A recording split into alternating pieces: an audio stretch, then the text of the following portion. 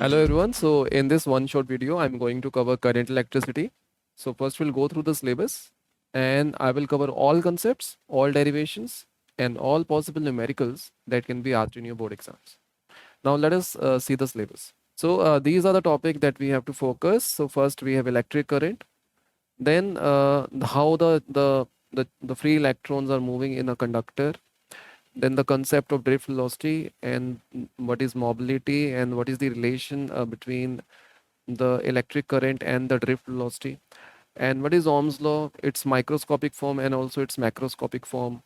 Then the VI characteristic for different devices. For example, in case of a resistor, we have a linear relation. In case of diodes, we have non-linear relation. So all those graphs we'll see.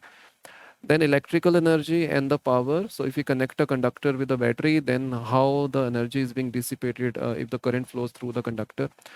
And then the concept of electrical resistivity and the conductivity. Then how the resistance of a conductor depends if we change the temperature. So temperature dependence of the resistance. Then we'll study about the cells or batteries and the concept of internal resistance of the cell, and what is the terminal voltage of the cell, right? And what is the terminal voltage when we are charging a cell or when the cell is getting discharged, and what is the equivalent battery if we have a multiple batteries connected together in series and parallel combination. Then the concept of Kirchhoff's rule. So we'll see two important rules of Kirchhoff's which we can use to simplify complicated circuits. Then the concept of Wheatstone bridge. So in syllabus, meter bridge is not mentioned. Meter bridge is the part of your practicals. So I will not cover meter bridge in this video because it will not come in your theory exam, right? So let us start with the very first topic, that is electric current. So let us say there is a conductor, and if I take a cross section of this conductor, so I'm taking this particular cross section, and if through this cross section, let us say dq amount of charge flows in times dt. So I can say the current will be dq by dt, right? The rate of flow of charge. Now we can define electric current in two ways. First is the average current. So average electric current will be the total charge that has flown through any cross section divided by the time taken, right? So we can say it will be delta q by delta t. For example, if through a cross section, let us say 100 coulomb crosses this cross section in time 1 minute. So the average current will be 100 divided by 1 minute. I can convert 1 minute into 60 seconds. So we have 5 by 3 coulomb per second. So that much is the current through the conductor. Now there is one more, like we can also mention current as a instantaneous current. Instantaneous current, and this can be written as dq by dt. So it tells us what is the current at a particular instant. So how to find instantaneous current? Let us say we have given q as a function of time, let us say t square, and I want to find the current as a function of time. So if I differentiate this, so dq by dt will be 2t. So we can say the current is a function of time and it is 2t. So if I substitute different values of time, we'll get different values of the current at different instants. So do remember these two definitions, right? In average current and the instantaneous current. Current is a scalar quantity, right? And the SI unit and the dimension, the SI unit of current is nothing but ampere, right? It is measured in ampere, and the dimension will be m raised per 0, l raised per 0, t raised per 0, a raised per 1, right? Because current is a fundamental physical quantity. So a raised per 1 is the dimension of the current. Now how we can define 1 ampere of the current? We can say when 1 coulomb of charge crosses a cross section in 1 second, then the current in that conductor will be 1 ampere, right? So do remember this, right? So what is the direction of the current? So if there is a conductor, if the electrons, free charge carriers, are moving in the left direction, then we can say the current will be in the right direction. So current is always opposite to the direction of the free charge carriers, and usually the free charge carriers in conductor will be electrons. Now, if there are n particles, each of charge q crosses through a given area in time t, then what is the current? So total charge will be nq divided by the time, we will get the current. And if we have a wire of non-uniform cross section like this, so here we have radius r1 and here we have radius r2, and you can clearly see that r2 is greater than r1. So if there is some, if I connect this with a battery, then there will be a current in this conductor and the current will not change. So do remember this, if we have variable cross section, the current will remain same. And there is another quantity which changes if we change the area, and that is current density. We'll study about that in the next part of the video. So let us see a question. Figure shows a plot of current I flowing through the cross section of the wire versus the time. Use the plot to find the charge flowing in 10 seconds through the wire. So we have to find the charge, and we have given I as a function of time. Now what is the instantaneous current? So I is dq by dt. So if I rearrange the terms, I can say I dt is equals to dq, right? So now we have a very important concept. If I take the integration, now this integral I dt is nothing but the area under current time graph. This is the area under current time graph. So if you want to find the charge which is flowing through the conductor in 10 seconds, so basically we have to find the area under this graph. So let us find this area. So it is a trapezium, right? And what is the area of a trapezium? It is half times sum of parallel side times distance between parallel side, right? So do remember this formula. So what is the sum of parallel side? So this is one of the parallel side which is 10 minus 5, so it will be 5, and this is another parallel side which is 10, and the distance between parallel side is 5, so it will be half. Sum of the parallel side will be 5 plus 10, and the distance between parallel side is 5, so this will be 15 times 5 by 2, so that will be 75 by 2, so it comes out to be 37.5. And since we have measured, we have found the charge, so this will be 37.5 coulombs. So do remember this relation if we want to find the charge, right? So the next concept is current density. So what is current density? Let us say there is a conductor, and let us say this is the direction of the current. If I consider a cross section, and let us say this cross section is normal to the current, and we can define a current vector, area vector, which is A, right? Area vector is nothing but a vector which is normal to the area, and its magnitude will be same as the area of that region. So it is area vector is in the right direction, I is in the right direction. So we'll define the current density as current per unit area, right? So current flowing per unit area. So this is the definition of current density. Now suppose if this area is not normal, suppose if I'm consider area or cross section which is not normal, let us say this one. So if I draw a normal to this, it will be in this direction. So this is our area vector, and the current is flowing in the right direction. Now what is the angle between the direction of the current and the area? Let us say this angle is theta.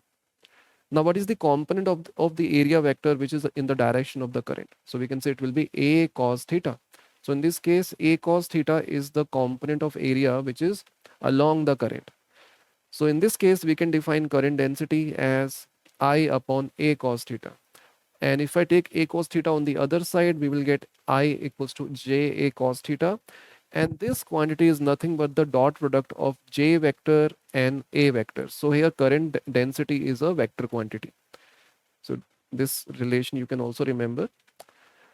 If J is constant, a constant vector, then we can apply this formula. Suppose if J is variable and it has different values for different points on the area, then we can use this relation. So I will be integral of J dot dA, where dA is a small portion of that particular cross section. So current density unit is ampere per meter square, and its dimension will be m raised to power 0, L raised to power minus 2, T raised to power 0, A raised to power 1. So I think quite basic definition, right? You can dimension, you can remember this. Now let us see the concept of drift velocity. So there is a conductor, and let us say this conductor is not connected with any battery. So the free charge carrier, that is the electron, free charge carriers will move randomly in all directions. So they will move randomly in all directions, right? But what happens if we set up some external field? So if I say, if I connect this conductor, let me show you the path of one of the conductor, one of the free electrons. So let us say this is our free electron and it is moving like this,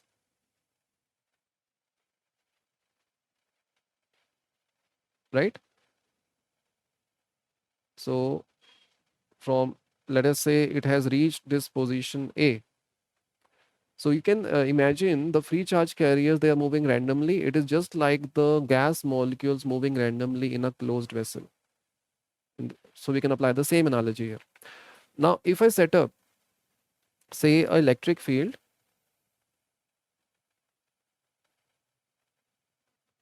like this. So if I connect this conductor with the battery, with the high potential is connected to the left end and the low potential is connected to the right end. Now this battery will create electric field inside the conductor, and the direction of the electric field will be from left to right. Now, due to this electric field, the free charge carriers will experience a force opposite to the direction of electric field. So if there is a free charge carrier electron, it will experience force in the left direction, and this force will be E times capital E, negative of that, right?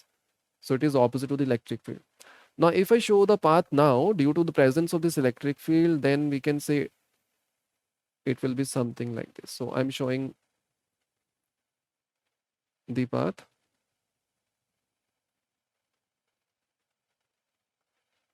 So now this is the new position of the free charge carrier. Earlier it was at A, there was no electric field, but now that point has shifted by a certain distance, and this distance is known as the drift of the electron because of external electric field. So this is nothing but drift, and the speed with the rate at which this drift is happening is known as the drift velocity. Now let us derive the formula for drift velocity, right? So if I go by the definition, so it is the average velocity with which the free electron get drifted towards the positive end of the conductor under the influence of the external electric field. So you can remember this definition, and you can directly write this definition in your exam. Now let us derive this formula of drift velocity. Okay. And I will also want to mention one more thing. So this free electron, they will suffer multiple collisions, right? So here there is one collision, here there is another collision, and there is another collision. So the distance traveled between successive collision is known as free path. So free path is distance traveled between successive collisions. And then I will define one more term known as the relaxation time. Relaxation time. So it is the time taken by the free electron between successive collision. Time taken to cover free path.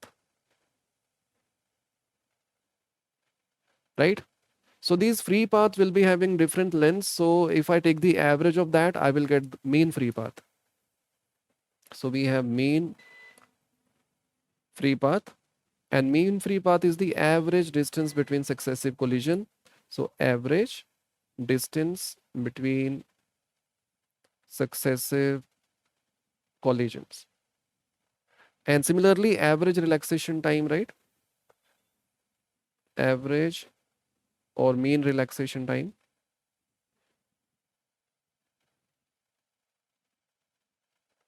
right? So time taken to cover average free path or mean free path. So time taken to cover mean free path, right? So we are going to use this concept.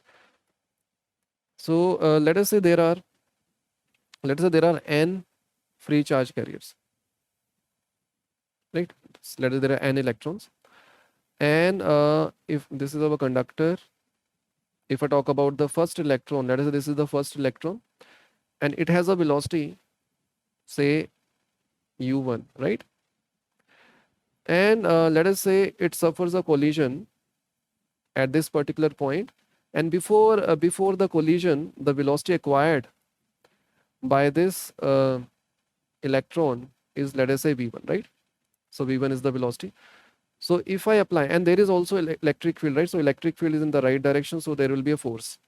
So and the acceleration produced in the charge carriers will be negative of E times capital A divided by m, where m is the mass of one free charge carrier. Now if I apply kinematics equation, v1 will be u1 minus E capital E by m. This is the acceleration times t, right? Let us say t1. So the time taken from to cover this distance is t1, right? So this is the free path. Similarly, if I talk about the second charge carriers, let us say for that I can write this like this: u1 u2 minus E capital E by m times t2, let us say. Similarly, I can write this for the nth free charge carrier. So this will be un minus E capital E by m times tn. Now if we add up all these vector equations, so we will get v1 plus v2 up to vn, u1 plus u2 up to un, minus E capital E by m will be same for all charged particles, so times t1 plus t2 up to tn. Now if I divide this equation by a number of free charge carriers, so if I divide this by n, the left hand side is defined as the drift velocity. Now this term, which is nothing but the mean of the average velocities, right? So if I add up velocities of all charge carriers, since they are moving randomly, so we can say this term will be 0 because they are moving randomly, and this factor is known as mean, or you can say it will be average relaxation time. Average relaxation time. So we can say the drift velocity will be negative capital E by m times tau. So average relaxation time is denoted with tau. So you should remember this derivation because it has been asked multiple times in board exams. Okay, right. So what we have seen, the drift velocity Vd, which is minus E capital E tau by m, it is directly proportional to average relaxation time, and it is also directly proportional to the electric field. So do remember this proportionality relation. So there can be there can be question, if suppose if we increase the electric field, then what would happen to the drift velocity? And drift velocity is opposite to the direction of the electric field. So do remember this. So what is the unit? So drift velocity unit will be meter per second, and its value comes out to be very small. It is of the order of millimeters per second. So Vd is of the order of millimeter per second. Now let us derive another relation, which is the relation between current and the drift velocity. So let us derive this relation. So there is a conductor, and let us say the electric field is in the right direction, and there are some electrons at this cross section, and these electrons are drifting in the left direction. So they're moving in the left direction with the velocity Vd, and let us say in time t they have covered that much distance. So let us say this distance is L, and this distance can be written as speed into time. So in time t it has covered that much distance. So if I consider this cross section, how much free charge carriers have crossed this cross section. So how we can find that? Let us find how many free charge carriers are present in this region. Now what is the volume of this region? So that will be Vd times T, that is the length, times the area of cross section. Let us say A is the area of cross section. Now that is the volume. And here we're going to define a very important term known as the free charge carrier density or number density. So N is free charge carrier density or number density, right? So if I multiply, so its unit is number per unit volume, right? So if I multiply number charge density with volume, you will get the number of charge carrier in that particular volume. So we can say how many charges have crossed. So we can number of charges crossed right cross section will be n times the volume, which is Vd T times A. So this is the number of charges, and what is the charge on one charge? That is E. So we can say charge will be n Vd T times A times E. So that is the charge. So if I divide this charge by time, we will get n Vd A times E, right? Now this left hand side is nothing but the current. So that is current. Now if I divide current by the area of the cross section, I will get NEVD. Now I by A is nothing but current density.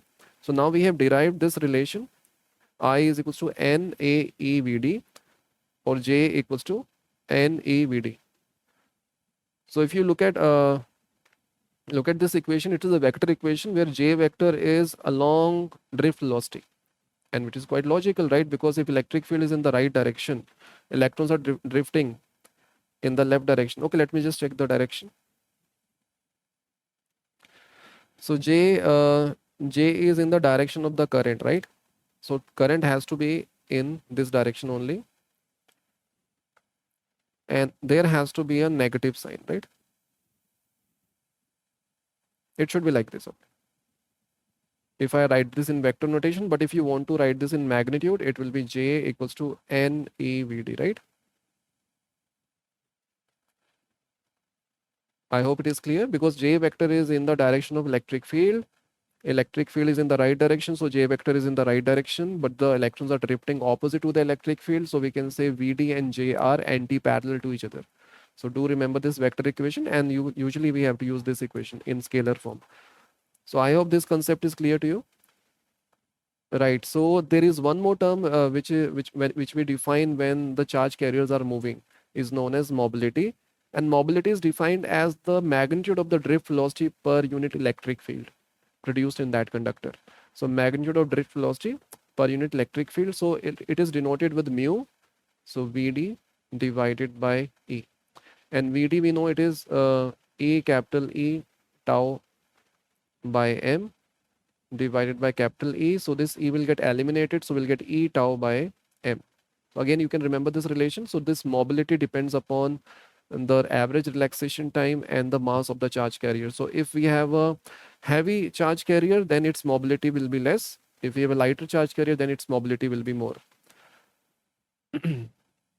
Right? So if we increase the temperature, what would happen to the mobility? If we increase temperature of the conductor, the average relaxation time decreases, because there will be more frequent collisions. Since tau decreases, mu will also decrease. So right, so now let us see some illustrations.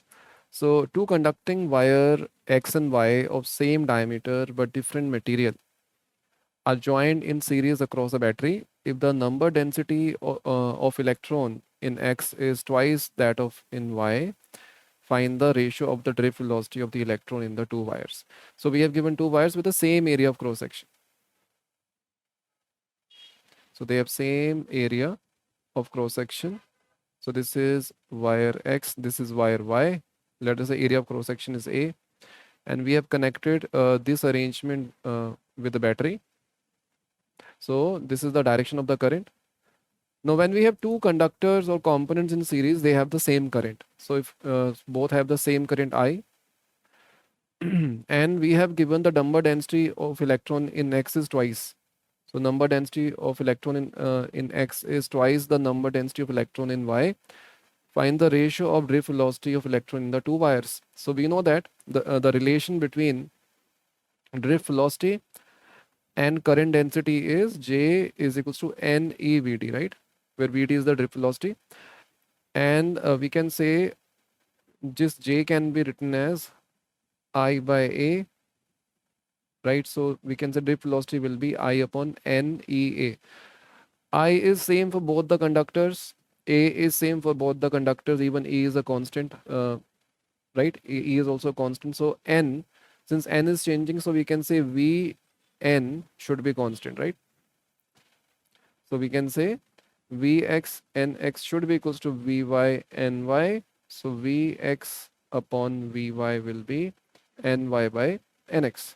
So Ny by Nx is 1 by 2. So 1 by 2 is the answer of this question. So that is the ratio of the drift velocity.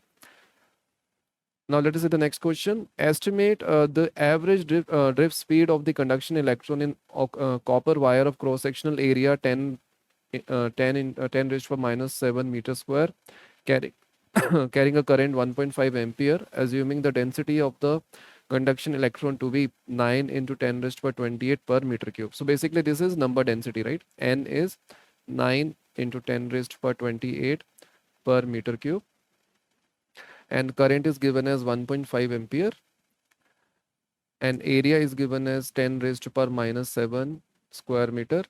And we know that the drift velocity is I by A N E. So current is 1.5, area of cross section is 10 raised to the minus 7, N is 9 into 10 raised to the 28, and E is 1.6 into 10 raised to the minus 19. So if I simplify this, this will be 0.5, and this will be 3, right? So we have 0.5 by 4.8 times 10 raised to the 7 minus 28 plus 19. Right, so 19 plus 7 is 26. So this will be 10 raised to the minus 2. So this can be written as 10 raised to the minus 2. So we have 5 by 48 into 10 raised to the minus 2. So if I simplify this, so this will be around 1. So 5 divided by 48. So 0.104 into 10 raised to the minus 2. So it will be 1.04 into 10 raised to the minus 3 meter per second. And if I write this in millimeters, so this comes out to be nearly 1.04 millimeter per second. And that what we have discussed, it is of the order of millimeters per second. So that is the answer of this question. Right, so now the next concept is the Ohm's law, and you must have studied Ohm's law in your earlier classes. If there is a conductor, and if we connect this conductor with a battery of variable EMF, you can say this EMF can be varied, and let us say that this is the current. So if we vary the potential difference across the conductor, the current will also vary, and they vary in a proportional relation. So V will be directly proportional to the current. More the voltage, more will be the current. And the constant of proportionality is R, right? Where R is nothing but the resistance of the conductor. So it is, so we can say V is directly proportional to the current. So that we have to remember. And again, this proportionality is valid for some fixed physical conditions. For example, the temperature should be same, right? It is not changing, because we know as we change the temperature, the resistance will not remain constant. And other conditions like the mechanical strain should be constant. So then we can say we have this proportionality valid, right? Right. So the next thing is the nature of the graph. So if we have V is equals to IR, so we can say if we plot I can write I as V by R. So on the y-axis we have current, on the x-axis we have voltage, and if we plot this, it will be a straight line. If this is theta, so tan theta will be nothing but 1 by R. So greater the angle, smaller the resistance. So we can say theta will be inversely proportional to the resistance. If this angle is more, then the resistance will be less.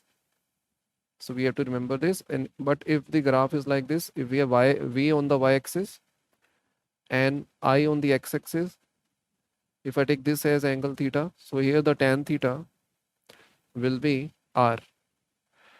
So we can say theta will be proportional to r. If we increase theta, the resistance of the conductor will also increase, right? So do remember this thing. Now let us see a question. A conductor of length L is connected to a DC source of potential V. So there is a conductor and we have connected this. It has a length L and we have connected this with a DC source, right? Of potential V, and if the length of the conductor is tripled, so if I triple the length of the conductor by gradually stretching it, keeping V constant,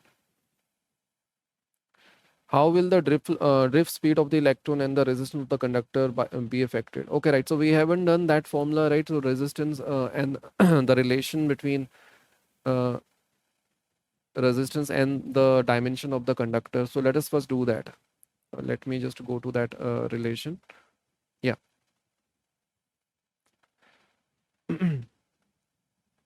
So let us derive this relation. So R is equals to rho L by A. So let us derive this relation. So we have given drift velocity as E capital E tau by M. So we have seen this relation and we have given current density as NEVD. So if I substitute VD in this equation, so I will get J equals to NE and this will be E capital E tau by M. So this can be written as J times M upon N E square tau equals to E. So in this equation, this factor is nothing but the resistivity of the conductor. So I am denoting this with rho. So rho is M upon N E square tau. And the reciprocal of resistivity is conductivity. So sigma is 1 by rho, which is N E square tau by M, right? And you can remember it like this. So N times E tau. So neat, right? So you remember it like this. So neat upon M. So here M upon neat. Okay, so E is equals to rho J, or we can say J is equals to sigma times E. So these two equations are known as microscopic form of Ohm's law.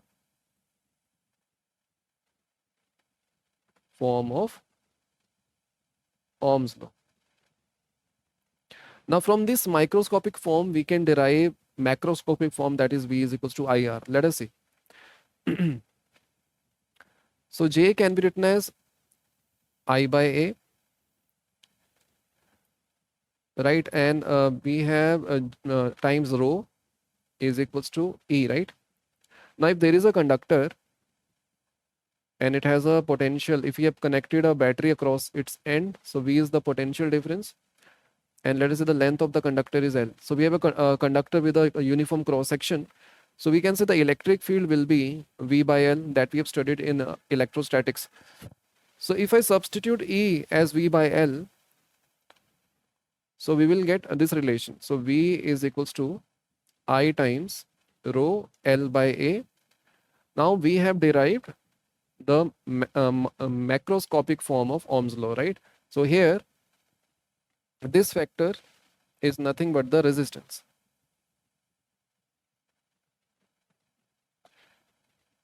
Right, so we have derived this relation. So rho R is equals to rho L by A, where rho is known as the resistivity. So let me again write, rho is resistivity or specific resistance. So what is the unit of resistivity? The unit will be ohms meter. Okay, so we have to remember this. Right, so yes, so I think whatever concept we have discussed about resistivity, conductivity, and the macroscopic and microscopic of Ohm's law are clear to you. Right, so now we can solve that question. So in this question, we have given a conductor of length L and the potential, we have connected this conductor with a battery. And now the question is, if the length of the conductor is tripled by gradually stretching it, keeping V constant. So volume remain constant, what does it mean? So if I stretch this, if the volume is remaining constant, then what would happen? The area of cross section will decrease. So the length has become 3 times. Something like this. But we are not changing the battery. So battery will remain same. It will supply the same potential difference, maintain the same potential difference. So this length becomes 3L. So here let us say A is the area of cross section and it has the area of cross section A prime. So what was the original resistance? R, it will be rho L by A. Now what is the resistance now? It will be rho 3L by A prime. Since they have the same volume, so we can say the product of area of cross section and the length should be same. A prime times 3L. So A prime comes out to be A by 3. So this will be rho L by A times 3 square. So this will become 9 times rho L by A. Now the resistance has become 3 times. So the question is, what would happen to the drift speed of the electron? So we know that drift speed is J upon N E, right? J upon Ne. So we are not changing the number density because it depends upon the material. And what is J? So J is I current divided by area of cross section NEA. Now the area of cross section has changed. Since we have changed the dimension, the resistance will also change. So the current will also change, right? So I can be written as V by R. So this can be written as V upon NEA times R. Can you see here we have AR. So VD is inversely proportional to 1 upon AR. And what is R? R is rho L by A. So R depends upon the dimension. So we can write this as proportional to A rho L by A. So A will get cancelled out. So resistivity is also constant. So we can say drift velocity will be inversely proportional to the length. So as we have increased the length by 3 times, the drift velocity will decrease by that factor. So drift velocity, so we can say V2 will be V1 by 3, right? So it will decrease by 3. Now the resistance of the conductor be affected. So resistance, it depends upon length and the area of cross section. Yes, the resistance has become 9 times. So we can say VD will decrease by 3 times and resistance will increase by 9 times. So that is the answer of this question. Now let us see another question. A conductor of length L is connected to the DC source of EMF V. If the length of the conductor is tripled by stretching it, keeping V constant, explain how the drift would be affected. It is the same question that we have just discussed. So I'm keeping this as a homework for you. You can solve this on your own. Right. So now we have discussed what is resistivity, right? So specific resistance offered by the conductor of unit length and unit cross-sectional area is known as resistivity, because resistivity is R is rho L by A. So if I put L as 1 meter and A as 1 square meter, then resistivity is equals to R, right? So we can say resistivity is the resistance of the conductor of length 1 meter and area of cross-section 1 square meter. So that is the definition. And unit we have already discussed, it is ohms meter. This is the dimension. You should remember this. And this relation we have already seen. Area of cross section, if we have a circular cross section, we can write A as pi r square, or we can also write this as pi d square by 4, right? Where d is the diameter, right? Diameter of the cross section. So I hope this concept is clear to you. Right, now let us see a question. So plot the graph showing the variation of resistance of the conducting wire as a function of its radius. So we know that resistance is rho L upon pi r square and the length is constant. resistivity depends upon the material. It is constant, pi is constant, so we can say resistance is inversely proportional to square of the square of the radius of cross section. So we have to plot variation of resistance with the radius. So if on the y-axis we have resistance, on the x-axis we have radius of the conductor, then it is decreasing. When r tends to when r is very small, then resistance will be very large. So it will be something like this, right? When r tends to infinity, then the resistance will tend to 0. So that should be the nature, right? Okay. Now let us see another question. So here we have a carbon and the silicon both have 4 valence electrons each. How they are distinguished? So here the thing is, we'll study this more in semiconductor chapter. In case of a silicon, the gap between the conduction band and the valence band is small. But in case of carbon, this gap is more. So even if you, in that case, the carbon will behave as an insulator, but the silicon will behave as a semiconductor. So silicon can conduct electricity. So you should remember this. Silicon, the band energy gap is 1.1 electron volt for silicon, and for carbon it is 5.44. So silicon silicon is a semiconductor and carbon is an insulator. So that should be the definition. That should be the, we can say, the right answer for this question. Next, write the characteristic of manganese which makes it suitable for making standard resistance. Now, manganese is an alloy which is having high specific resistance, and if you increase the temperature, if you pass current through the manganese, then what would happen? So usually what happens in case of resistors, the resistance increases as we increase the temperature. But in case of manganese, the increase in resistance will be very small. So over a wide range of temperature, the increase in resistance will be very small. So we can say it will keep its resistance for a wider range of temperature.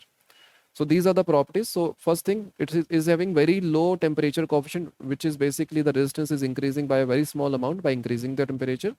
And it has a high resistivity, means it has high, like it gives us a high resistance for a given length. So we should write these 2 points for this question. Right, so now let us see some important concept. If the length of a given wire of resistance R is stretched to n times, its resistance becomes n square R, but its resistivity remains unchanged. So we have discussed this. Let me show you. Here in this illustration, let me show you that illustration. So in this illustration, we have tripled the length, and then the resistance has become 9 times. So it means it has become, so if you increase the length by n times, the resistance will become n square times. Yeah. So do remember this. If we if we increase the length by n times, the resistance will become n square R. So if the resistance of the given metallic wire of the resistance R becomes n times, its resistance becomes R by n raised to power 4. Let us see. Now we are changing the resistance from R to NR, right? And we know that resistance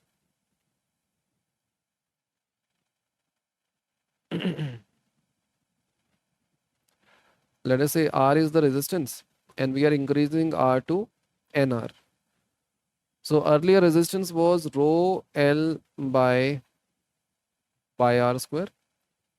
Now the resistance will be rho L prime by pi n square R square. Now, whenever we do something like this, when you are changing the resistance, we keep volume as fixed. So if volume is fixed, so we can say the area of cross section times the length should be constant. So pi R square times L should be same as pi nr square times L prime. So this R square will get cancelled out, pi will get cancelled out. So we can say L prime will be L by n square. So if L prime is L by n square, then the new resistance will be rho L upon pi n raised to power 4 R square, which is nothing but original resistance divided by n raised to power 4. So that you can remember, right? So the area of cross section of a given metallic wire of the resistance R becomes n times, then its resistance becomes R by n square. Let us see. So what we have done, Again, I'm keeping that concept fixed, like we are not changing the volume. Volume will remain same. If that is the case, we are making the area of cross section n times. So A to NA. So original resistance was rho L by A, and then the resistance has become rho L prime by NA. And we have given A times L should be same as NA times L prime. So L prime will be L by N. So the new resistance will be rho L by N square times A, which is R by N square, right? So do remember these important results, right? So let us see a question. So a cylindrical metallic wire is stretched to increase its length by 5%. Calculate the percentage change in the resistance. Let us see. So we have given a conductor, and let us say L is the length. Now we have increased the length by 5%. So 5% of L is 5 by 100 times L.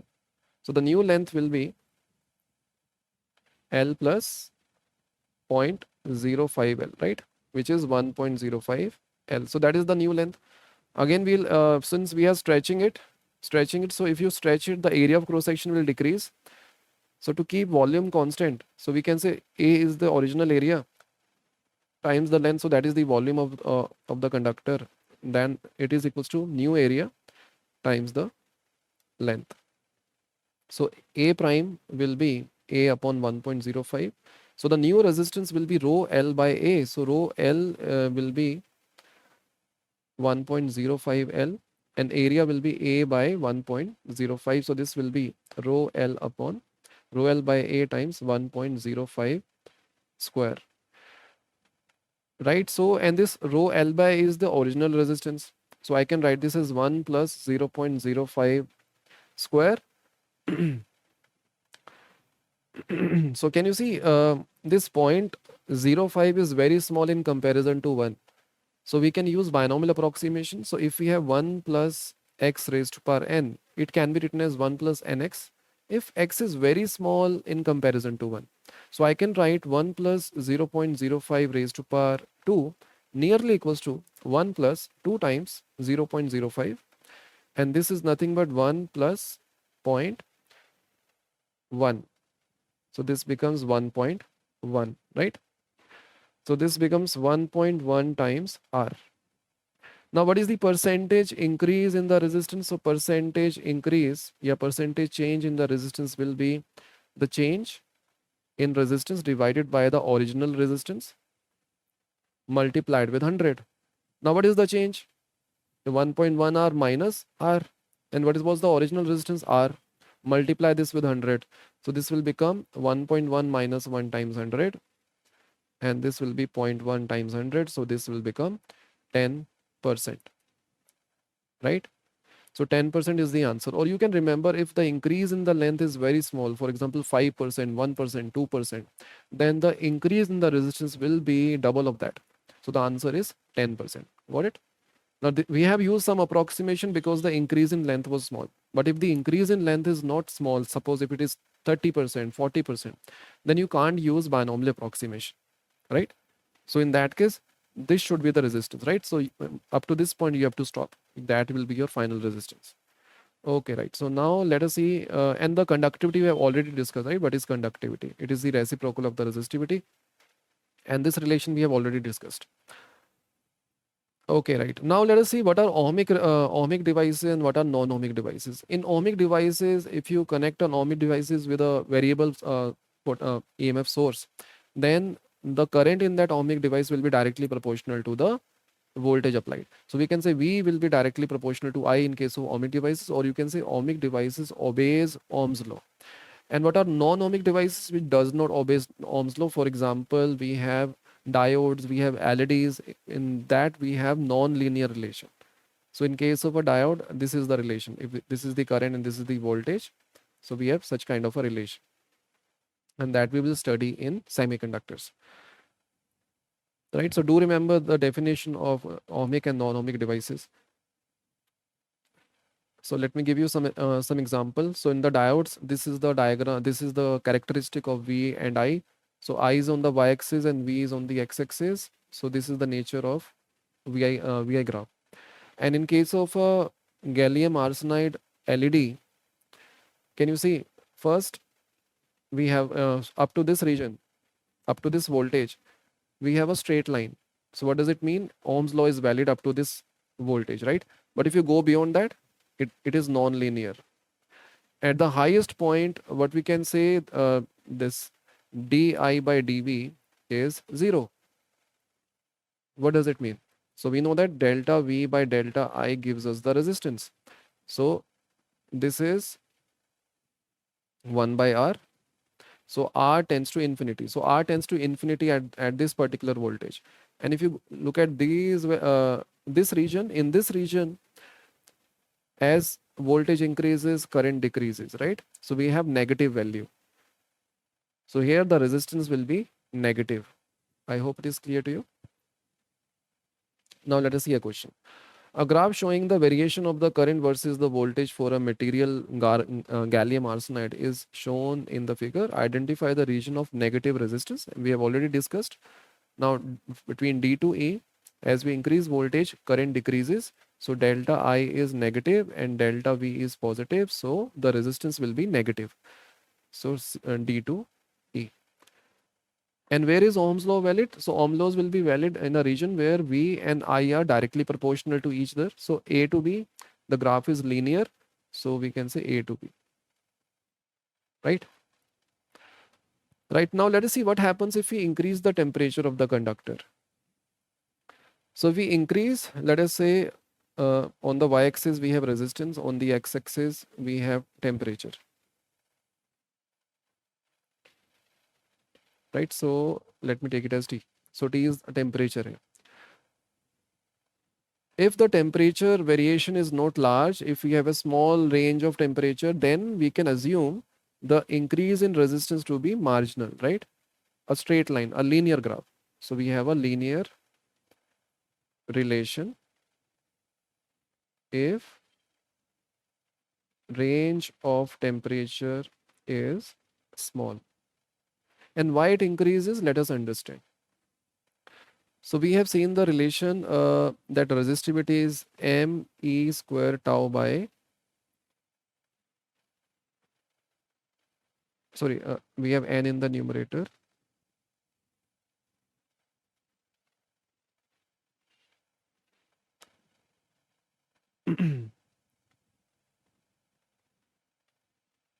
Okay, let me just get to the relation. So resistivity, yeah, n square tau, that is conductivity, sorry. So resistivity is reciprocal of this. So resistivity is m upon n e square tau. Now in case of a conductor, what happens as we increase the temperature, n is nearly constant, right? Is nearly constant. But this tau, there will be more frequent collision. So this average relaxation time will decrease. Tau will decrease. So as tau will decrease, and since the resistivity is inversely proportional to the average relaxation time, the resistivity will increase as tau decrease, right? So that is for conductor. But if we do the same working for semiconductor, in semiconductor, n increases rapidly, right? Increases drastically, and tau will decrease, right? So tau is decreasing. So if tau is decreasing, it will increase resistivity. If n is increasing, it will decrease resistivity. But the increase in n is much more substantial in comparison to the decrease in tau. So in case of a semiconductor, overall resistivity decreases with increase in temperature, right? So here it decreases. In conductor, it increases. Right, so we have to remember this relation. So in case of a general resistor, if I show the resistivity, it's a non-linear relation with temperature. So where T is the temperature, so it will be something like this. But if we consider resistivity over a small temperature interval, then we can treat this graph nearly linear. And when the graph is linear, the resistance will be given by this equation. Now let us see how we can get this equation. So in this equation, RT is the resistance at a particular temperature and R naught is the resistance at some reference temperature, let us say 0 degree in this case.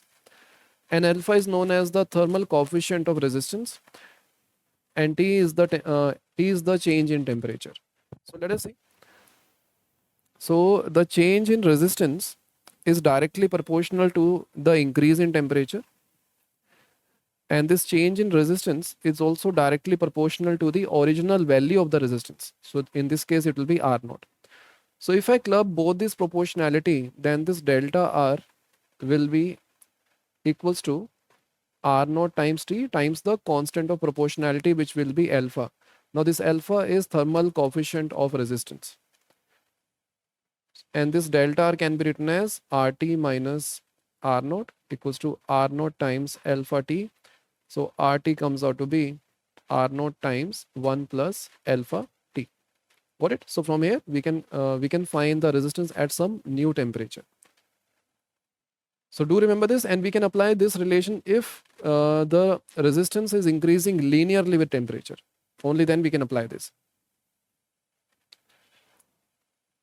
And that we have similarly for resistivity, we can say rho T will be equals to rho naught 1 plus alpha times T, where T is the increase in temperature. And this alpha, so alpha will be greater than 0 for conductors. And alpha will be less than 0 for semiconductors, because with increase in temperature, resistivity decreases for semiconductor. Okay, so we have to keep these things in our mind. Right, so now let us see a question based on the concept that we have studied. IV characteristic for a metallic wire at two different temperature T1 and T2 is as shown in the figure. Which of the two temperature is lower and why? We know that as we increase the temperature, resistance increases. So let us see. So we have given IV graph, right? And this angle, if I take this angle as theta 2 and this angle as theta 1, so we can say tan theta 1 will be 1 by R1, reciprocal of the resistance. And if and similarly tan theta 2 will be 1 by R2. Since theta 1 is greater than theta 2, so I can say 1 by R1 will be greater than 1 by R2, or we can say R2 will be greater than R1. Since R2 is greater than R1, we can say T2 will be greater than T1. Got it? So T2 will be so the resistor 2 will be having more temperature. Got it? And why? So which of the two temperature is lower? So we can say T1 is lower. So T1 is lower, and we know that temperature with increase in temperature, resistance increases for conductor. Now let us see one more question. So plot a graph showing the variation of resistivity of a conductor with temperature. So we know that it will be a non-linear relation. Let me show you. So in case of a conductor, this should be the nature of the graph. On the y-axis we have resistivity, on the x-axis we have temperature. So it is a non-linear relation. But if we consider say an alloy, so in case of an alloy, we can assume nearly linear relation. So for example, nichrome or manganese, so it will be linear. But in case of a semiconductor, resistivity decreases non-linearly with increase in temperature. So do you remember these three graphs? Now two materials, silicon and copper, are cooled from 300 Kelvin to 60 Kelvin, which what will be the effect on their resistivity? Since silicon is semiconductor, and in semiconductor resistivity decreases with increase in temperature. But here we are decreasing the temperature. So with decrease in temperature, resistivity will increase for semiconductor, and copper is a conductor. And in conductor, with increase in temperature, resistivity increases. So if temperature is decreasing, so resistivity will decrease. So we can say in case of copper, resistivity will decrease. In case of silicon, the resistivity will increase. So again, you can plot these graphs. If such question comes in your board exams, you can plot the graph also. All right, now let us see the next question. Show on a graph the variation of resistivity with temperature for a typical semiconductor. We know that it decreases. And this is the nature of the resistivity with temperature. Right, so now let us come to the new concept, that is the series and parallel combination of resistor. So when we have resistors in series, they will be having same current. So let us say there are two resistors R1 and R2, and we have connected them with a battery. So we'll call them to be in series when they have same current. So let us say I is the current supplied by the battery, and say the EMF of the battery is E, and this is V1. V1 is the potential drop across the resistor R1, and V2 is the potential drop across the resistance R2. Both have the same current, and we can say V1 plus V2 will be nothing but the potential difference provided by the battery. So V1 can be written as I times R1, and V2 can be written as I times R2 by using Ohm's law. So from here, I will be E by R1 plus R2. Okay, so we want to replace these two resistors with a single resistor. Let us say this is our R equivalent. This is E, and the current supplied will be same. So we can say R equivalent will be E by I by using Ohm's law. So from here, I can say R1 plus R2 is equals to E by I. So we can say R equivalent will be R1 plus R2. So when we have resistors in series, we can simply add the resistances and we'll get the equivalent resistance. And okay, right. So now the next combination is the parallel combination. So in parallel combination, so I'm showing only two resistors, say R1 and R2, and we have connected them with a battery. Say the EMF is E. So in case of a parallel combination, the voltage across both the resistors will be same, but the current can be different. So let us say I is the current supplied by the battery, and I1 goes to this branch and I2 goes to this branch. Now since the voltage is same, so we can say E will be I1 times R1, and E is also equals to I2 times R2. And in this case, the current is splitting into two branches. So I can say I is equals to I1 plus I2, and that we will study in Kirchhoff's junction law, right? This is the Kirchhoff junction law. The current which is entering the junction should be equals to sum of the current which is exiting the junction. So I is equals to I1 plus I2, and I1 is E by R1 and I2 is E by R2. And from here, if I want to replace these two resistors with a single resistor, I can draw an equivalent circuit diagram. So this is E and this is R equivalent, and the current will be same I. So from here, we can say E is equals to I times R equivalent. Okay, let us simplify this. So I can write this as I by E is equals to 1 by R1 plus 1 by R2. And from this equation, 1 by R equivalent is I by E. So now from these two equations, we can say 1 by R equivalent will be 1 by R1 plus 1 by R2. So if we have more than two resistors, then we can further add more terms in this equation. So if we have two resistors in parallel, then the R equivalent will be R1 R2 upon R1 plus R2. Now if we have same resistor, suppose if there are resistor of resistance R and there are n resistors connected in parallel. Let us say we have R, and we have around n resistors. So if there are n resistors, then the R equivalent will be R by n. So do remember this. If we have 1 and 1 ohms connected in parallel, then the equivalent resistance will be 1 by 2. If we have say 2 and 2 ohms, say 2 ohms resistors, say let us 5 2 ohms resistors connected in parallel, then the answer will be 2 by 5. Okay, right. So now let us see a question.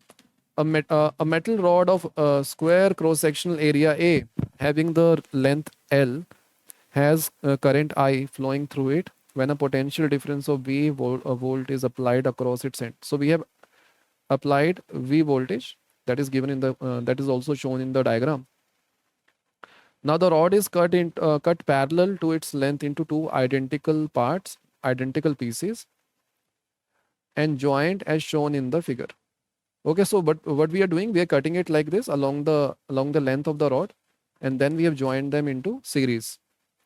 What potential difference must be maintained across the length of 2L so that the current in the rod is still I. So current is not changing. So V by Ohm's law, I is V by R, and we want to have, so we what potential difference? So potential difference is changing. We want to keep I as constant. If I is constant, we can say V will be directly proportional to R. So we can say V2 by V1 will be equals to R2 by R1. So if you are able to find the resistance, initial resistance and the final resistance, we can find the answer of this question. So let us find. Let us find R1. Let us say here the area of cross section is A. Now when we cut this resistor or this conductor along the length, the area will become half. So this will become A by 2. So R1 is rho L by A, and R2 will be resistive, does not depends upon the dimension. So resistive will be rho, and the length is 2L by A. Area of cross section is A by 2. So this will become 4 times rho L by A. Got it? Rho L by A is R1. So this will be 4 times R1. So we can say R2 by R1 is nothing but 4. So I can substitute R2 by R1 in this equation, and we can find the potential difference across the ends of the second arrangement. So V2 will be V1 times R2 by R1, and this can be written as V is V only, right? V1 is V, R2 by R1 is 4, so the answer will be 4V. So 4V is the answer of this question.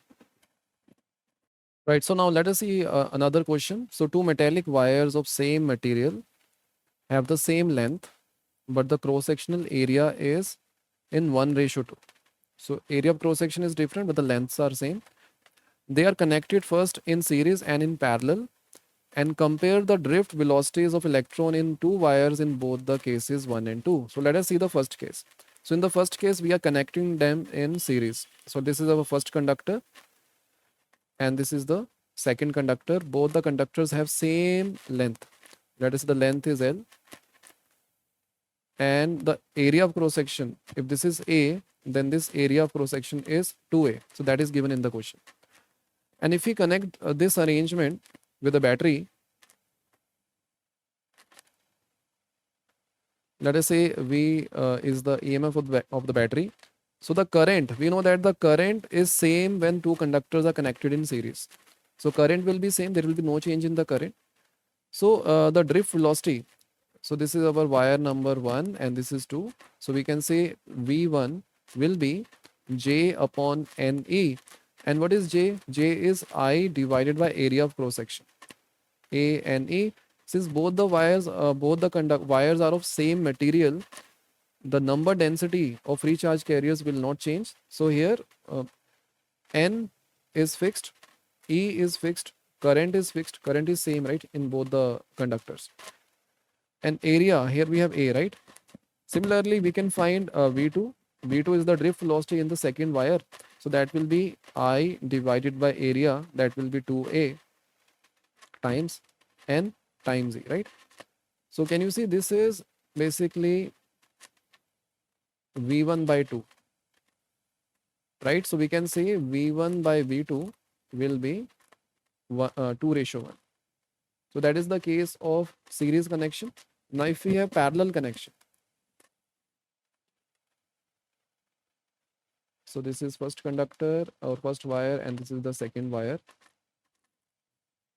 and we have connected them with a battery of EMF V, right? So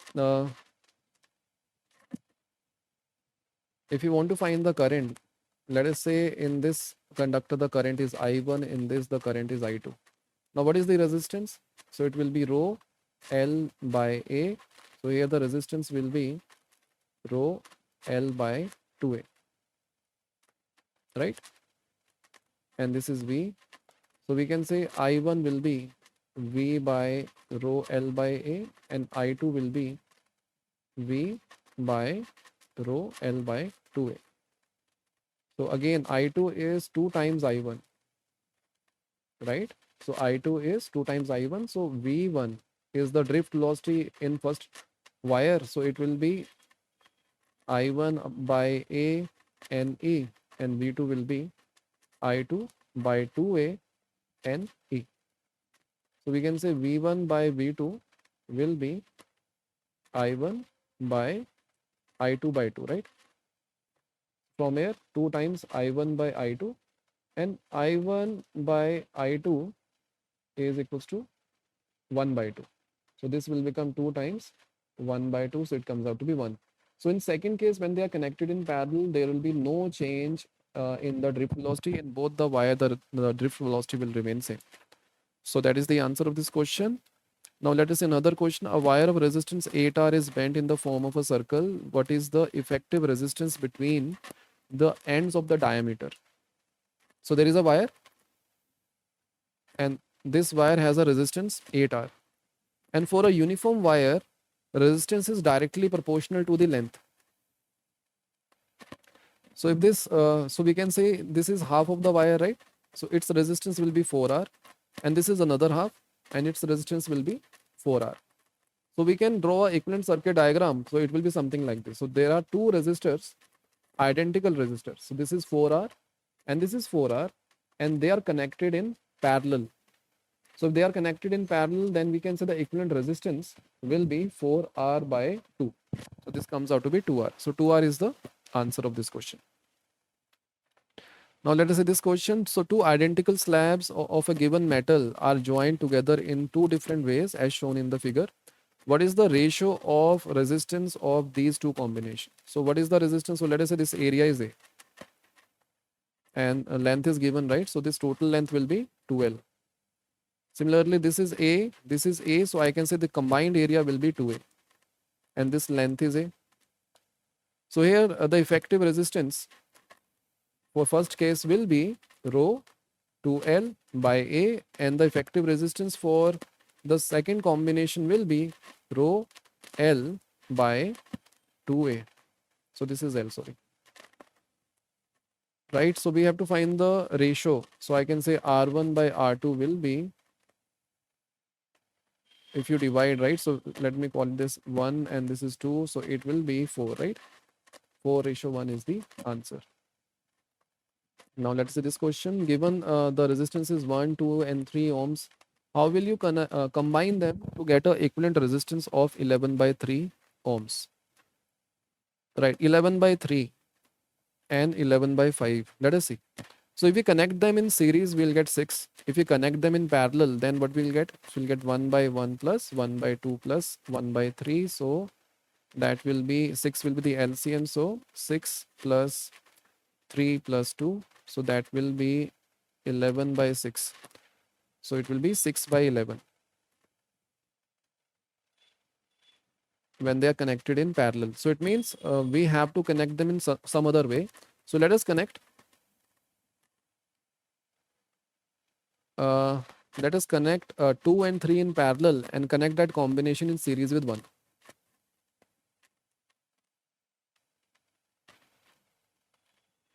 Like this. So this is 2, this is 3, and this is 1. Now these 2 and 3 are in parallel. So it will be 2 times 3 divided by 2 plus 3. So it will be 6 by 5. Now 6 by 5 is in series with 1 ohms. So 6 by 5 plus 1. So it will be 11 by 5. So in order to form an equivalent resistance of 11 by 5, we have to connect them like this. So 2 and 3 will be in parallel and 1 will be in series, right? 1 will be in series with this combination. Now let us see how we can find 11 by 3. So 11 by 3 is greater than 3, right? So I can say if I have a 3 ohms in like this, and 1 and 2 are connected in parallel. So this will be the equivalent for this will be 1 into 2 upon 1 plus 2. So that will be 2 by 3. So 3 plus 2 by 3 will be 11 by 3, right? So that is for the first part. So we have to connect it like this for the first part, and for the second part we have to connect it like this, right? Okay, now let us see the new question. So a wire of 15 ohms resistance is gradually stretched to double its original length. So we are doubling the length, so the resistance will become 4 times. So we have already discussed this. So 15 ohms will becomes 4 times 15, so it will become 60 ohms. It is then cut into two equal parts. So if we cut it into two equal parts, since resistance is directly proportional to the length, then both the parts will be having 30 ohms and 30 ohms resistance. Now these parts are then connected in parallel across 3-volt battery. So when we connect 30 and 30 in parallel, their equivalent will become 15. Now we have connected 15 ohms in parallel to the 3-volt battery. So we have a 15 ohms which is connected to a 3-volt battery.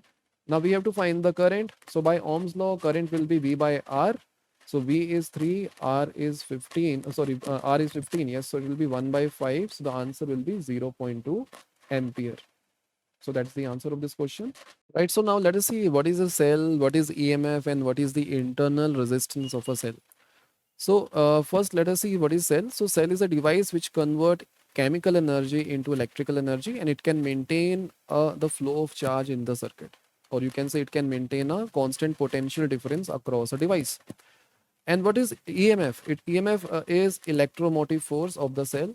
And what is this? Let me draw the cell. This is the symbol for a cell. This is the positive electrode, and this is the negative electrode. And if there is no current supplied by this cell, then we can say the potential drop across this cell is the EMF, right? So when no current is flowing through the cell, then we can say the potential drop or the potential difference across its electrode is known as EMF. And what is the unit of EMF? It is nothing but voltage, right? So voltage will be joules per coulomb. And this is the dimension. So do remember this dimensional formula for EMF. And let us see on what factor this EMF depends. So it depends upon the nature of the electrodes. It also depends upon the concentration of the electrolyte used in the cell, and if we change the temperature, again the EMF will change, right? Right. So now let us see what is the terminal potential difference. So if the cell is supplying current to the circuit, then the potential drop across the cell is known as the terminal voltage. So it is defined as the potential difference between the two terminals of the cell in closed circuit. That is when current is flowing through the cell. Now what is internal resistance? It is the resistance offered by the electrolyte and the electrodes of a cell when the current flows through it. So you should remember this. And it depends upon, so on what factors the internal resistance depends. It depends upon the distance between the electrodes. It depends upon the nature of the electrolyte. It also depends upon the nature of electrodes and area of the electrodes immersed in the electrolyte. So you should remember these factors, because I have seen a question where they have asked on what factors the resistance or internal resistance of a cell depends. Right, so now let us see what is the relation between terminal voltage, EMF, and the internal resistance. Now we have given a real cell which is connected with the external load, which is R. And so in this circuit, what is the R equivalent? Since small r and this capital R are connected in series, so the equivalent resistance will be R plus small r. So we can say the current in this circuit will be E divided by R plus small r. So we can say the voltage across this battery will be same as the voltage drop across this load, right? So V will be I times capital R, or we can also write this as E minus IR, right? Which is the potential drop across the cell. So if we can say V is equals to E by R plus small r times capital R, and it can also be written as E minus E by capital R plus small r times small r. If you simplify this, you will get the same value. So we should remember this. If the current is supplied by the battery, then the terminal voltage across the battery electrodes will be E minus IR. So let me show you two important cases. Now let's see this case. So we have a battery and this is the internal resistance. This is E and this is R. Now if the current is coming from the positive terminal of the battery, right, like this. So in this case, the terminal voltage, if this is A and this is B, then VA minus VB will be given as E minus IR, where I is the current supplied by the battery. Now this is a case of discharging. So this is a case of discharging. Now if we are charging a battery, let us say current, so current is entering the positive terminal of the battery. And this is R and this is E and this is A and this point is B, then we can say VA minus VB will be E plus IR. Now this is a case of charging, right?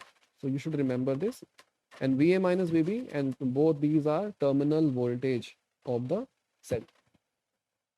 Right, so now let us see another concept, that is the Kirchhoff's laws, right? So Kirchhoff's has given two laws, and by using those two laws, we can find current in complicated circuits. Now the first law is the Kirchhoff's voltage law. So Kirchhoff's voltage law. So according to this law, if there is a electrical circuit, if you move in a closed path, then the algebraic sum of all potential drop across different components will come out to be zero. Let me give you an example. Let us say there is a resistor, there is a cell, there is another resistor, and there is another cell, right? And there is another resistor.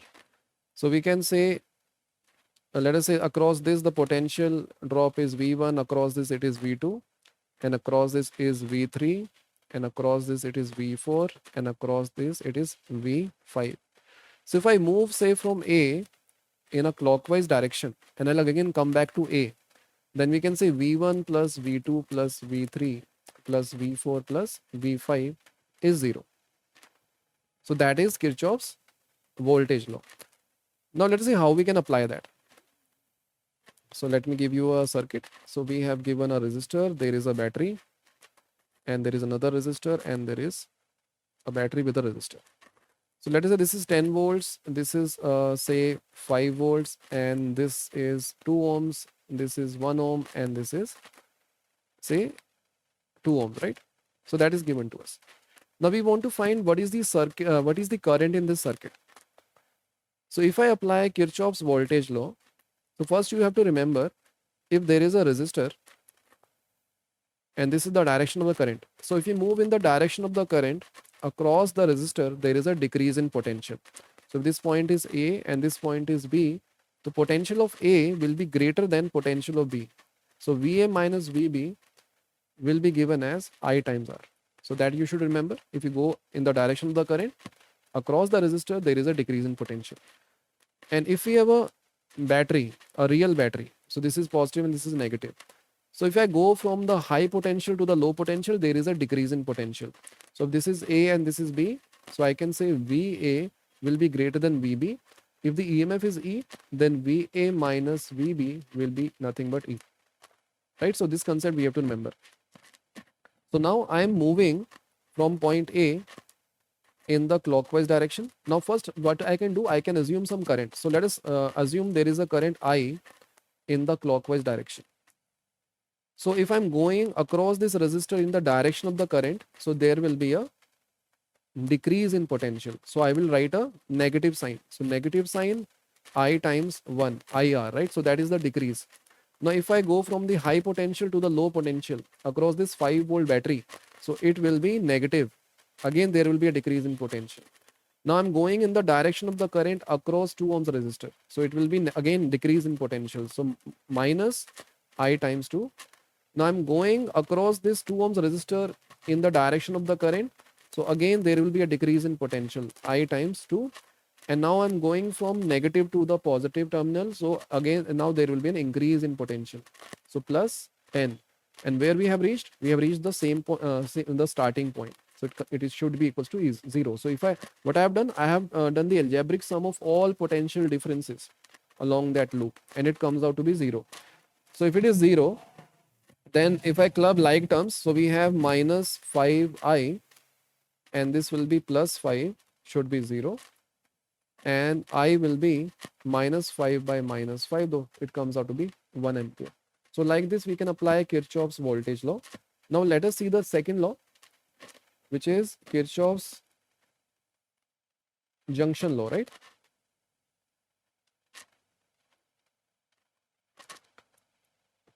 So here, right, so the second law is Kirchhoff's junction law. According to this law, okay, let me mention here. So Kirchhoff's junction law. So if there is a junction, what is a junction? Where more than two wires are joined together. So that is a junction. And let us say there is a current I1 and I2 which is entering the junction, and current I3 is leaving the junction.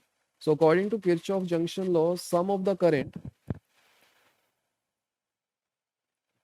entering should be equals to sum of the current leaving the junction.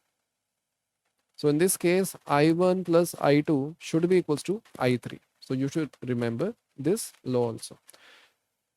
So Kirchhoff junction law based on the conservation of charge, and Kirchhoff's voltage law based upon the conservation of energy. Again, you should remember this. I have seen question based on the same theoretical aspect of Kirchhoff's laws. Right. So now let us see the application of Kirchhoff's law. In the circuit shown in the figure, find the current through the resistor, each resistor. Right. So since 3 and 6 are connected in parallel, so we can draw a equivalent circuit diagram. So we have 0.5 ohms, and then there is a real cell of 4 volt, and there is a cell of 8 volt, then 1 ohm resistor, and here we have 4.5 ohms, and 3 and 6 are in parallel. So 3 times 6 upon 3 plus 6 will be the equivalent of that. So it will be 18 by 9, so it will be 2.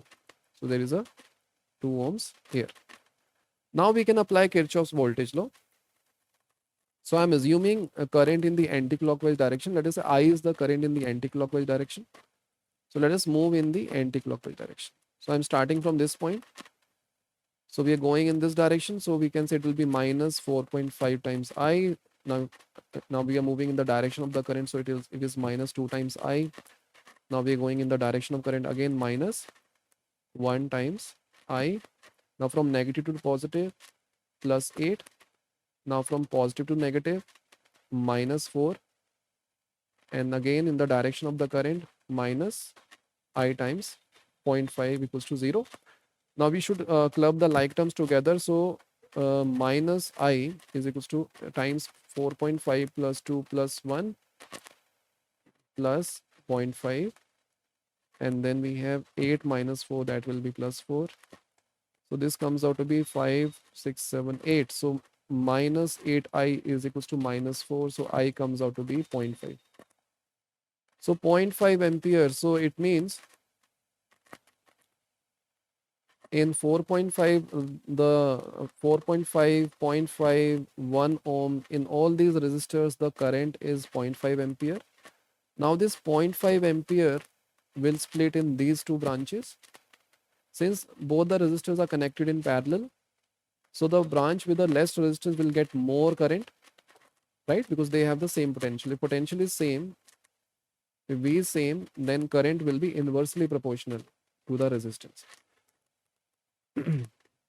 So if I consider 3 ohm and 6 ohms in parallel, then let us say in this branch the current is I1, in this branch the current is I2. Since current I1 by I2 will be 6 by 3, right? Because it is inversely related to the resistance. So that will be 2 by 1. And I1 plus I2 is nothing but the current supplied by I1 plus I2 is nothing but the total current, that will be 0.5. So I1 will be 2/3 of 0.5 and I2 will be 1/3 of 0.5. So we can say I1 is 0.6 by 2, which will be 0.3 ampere, and I2 will be This, let me again check. 0.5, no? 2/3. Okay, right. So this will be 1. Oh, sorry, 1/3, not 0.6. I1 is 1/3 ampere and I2 will be 1/6 ampere. So if we add these two, so 1/3 plus 1/6. So this will be 6. So this will be 2, 3. So it comes out to be 1/2 ampere, which is the total current. So in 3 ohms, we'll be having 1/3 and 6 ohms will be having 1/6, right? So that is the answer of this question. Now let us see another question. Calculate the voltage of the resistance R in the circuit shown in the figure so that the current in the circuit is 0.2. What would be the potential difference between the points B and E? So we have to find the potential difference between B and E, and we have given 0.2 ampere current in this circuit. Now let us simplify this, right? Now this 5 and 5 are connected in series, so their equivalent will be 10 ohms. Now this 10 and this 30 are connected in parallel, so 10 times 30 divided by 10 plus 30, so that will be the equivalent of this 10 ohms and this 30 ohms. So this will be 300 by 40, so it comes out to be 7.5. So we can, let me redraw the circuit.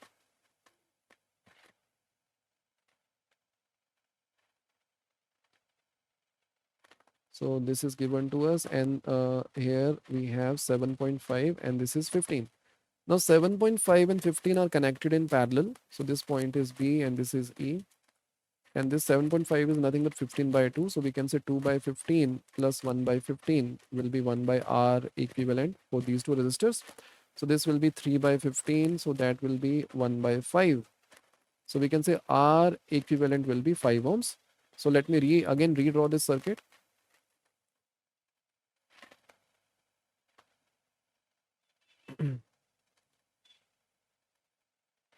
So this is R and this is 10 and this is 2 volt and this will be 5 ohm, right? And this current is 0.2 and this battery is 6 volt. Now if we apply KVL in this circuit, let me apply KVL in the clockwise direction. So we are going from say this point. So this point is A in the clockwise direction. So we can say it will be, if we apply KVL, it will be plus 6, and then we are going the direction of the current, so it will be minus 0.2 times 5. Now we are going in the direction of the current, it will be minus 0.2 times R, and now we are going from the positive to the negative, so there is a decrease in potential of by 2. Now we are going in the direction of the current, so it will be minus 10 times 0.2 equals to 0. Now let us simplify this. So 6 minus 1 minus 0.2 R minus 2 and minus 2 equals to 0. So 0.2 R will be equals to 5 minus 4 will be 1. So R will be 1 by 0.2. So that will be 10 by 2, which is 5 ohms. So the answer of this part, first part will be 5 ohms. Now we have to find what would be the potential difference between B and E. Now this point is B and this point is E, and the current in this branch is 0.2 ampere. So VB minus VE will be 0.2 times 5, so that will be 1 volt. So 1 volt is the answer of second part. Right, so let us see another question. So in this circuit, R1, R2 and R3. R1 is 4 ohms, R2 and R3 both are 15 ohms each, and R4 is 30 ohms, E is 10. So that is 10, R1 is 4, R2 is 15, R3 is also 15, and R4 is 30. Calculate the equivalent resistance of the circuit and the current in each resistor. Okay, right. So we can clearly see that these three resistors are connected in parallel, right? So if they are in parallel, their equivalent will be 1 by 15 plus 1 by 30 plus 1 by 15 equals to 1 by R equivalent. So this will be 2 plus 1 plus 2. So this will be 5, 6. So this will become 6, right? 6 ohms. Now this 6 ohms and this 4 ohms are in series. So R equivalent of this circuit will be 10 ohms. Okay. So what is the current supplied by the battery? It will be E divided by R equivalent. So what is E? E is 10, R equivalent is 10. So the current will be 1 ampere. So we can say 1 ampere current is coming like this. So it finds 3 branches. 2 branches have resistance 15 ohms, other is having 30 ohms, right? So what we can say, and what is the equivalent of this? It is 6 ohms, right? 6 ohms, 6 ohms, right? Let me again show this. So we have a battery, there is a resistor of 4 ohms, and here we have 6 ohms. Now what is the potential drop across this? If this current is 1 ampere, then the voltage will be IR, and I is 1 and the voltage is R is 6, so this will be 6 volts. Now 6, so we can say there will be a 6 volt of potential difference across R2, 6 volt of potential difference across R4, and 6 volt of potential difference across R3. So we can say I2 will be 6 by 15 and I4 will be 6 by 30 and I3 will be 6 by 15. So this will be 2 by 5, this will be 1 by 5, and this will be 2 by 5, all in amperes. And I1 is nothing but 1 ampere, right? So that is the answer. So we have to find I1, I2, I3, and I4 and the equivalent resistance.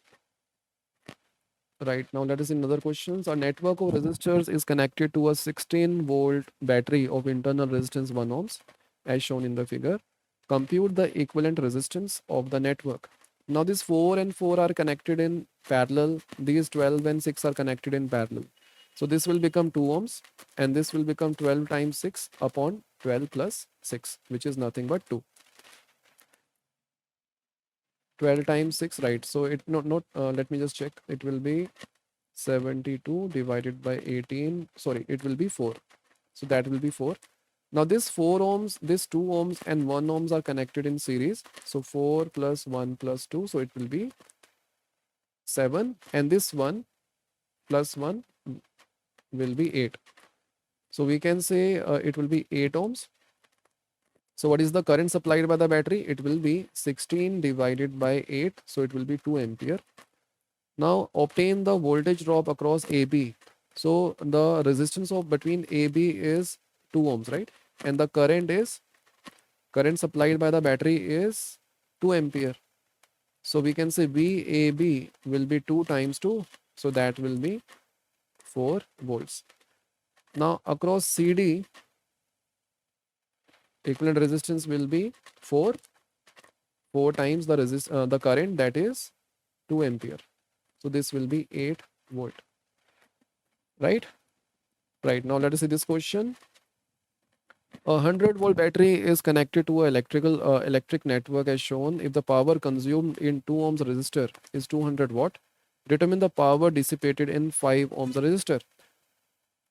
Right. So let us see what is the power, right? So if there is a resistor R and there is a current I, then we can define power dissipation by this resistor as I times the voltage across this resistor. So V is nothing but IR, so it will be I square R.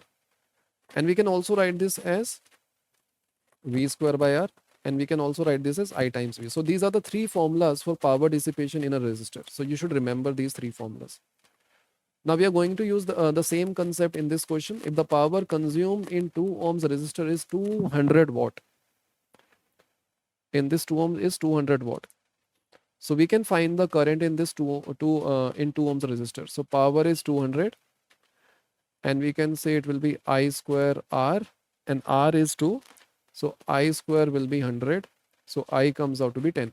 So 10 ampere is the current supplied by the battery. Determine the power dissipated in 5 ohms resistor. So we have to find the power dissipation in 5 ohms.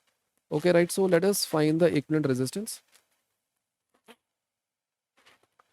So this 30 and 6 are in parallel. So we can say 30 times 6 upon 30 plus 6. So this will be 180 divided by 36. So that will be 5. So this is 5 ohms. 5 and 5 are in parallel, right? So here 10 ampere is coming. So let me redraw the equivalent circuit diagram. So we have 5 and 5. So this will become 10. Here we have 40. And here we have another resistor. And here we have battery. That is 100 volt. This is 2 ohms. So 10 ampere is coming like this. Now this current will divide in these two branches, right? So this will be, let us say, I2 and this will be I1. And the branch which is having less resistance will be having more current. So we can say I1 by I2 will be 10 by 40, right? Inversely proportional to the resistance. So this will be 1 by 4. And I1 plus I2 by junction law is nothing but 10 ampere. So we can say I1 will be 1 by 5 times 10. That will be 2 ampere. And I2 will be 8 ampere. Now 8 ampere is going in this branch. So 8 ampere is passing through this 5 ohms resistor. So power dissipation in 5 ohms resistor will be 8 square times 5. So that will be 64 times 5. So that will be 320 watt. So 320 watt is the answer of this question. Now let us see one more question. Using Kirchhoff's rule to determine the potential difference between the point A and D. So A, this point is A and this point is D. When no current flows in the branch BE. So there is no current, right? So in this branch the current is 0. Right, so we want to move from A to D. So there are multiple paths possible. So I'm going through this path, through A to B. So let me show you. So I'll go like this. I'll go from A to B, then from B to E, and then from E to D. Because in this branch, there is only one resistor, and we know in this resistor there will be no current. And in AB we have no resistor, so no current is required, right? So what we can do? Let us move. So we are starting from VA, from A. So the potential at A is VA. Now we are going from positive to negative in this direction. There will be a decrease in potential, -6. Now we have reached B. Now we are going across this battery, and this battery is not given to us. It should be given to us, only then we'll be able to calculate. Okay. Right, so I have checked, this is 3 volt, right? So this battery has EMF 3 volt.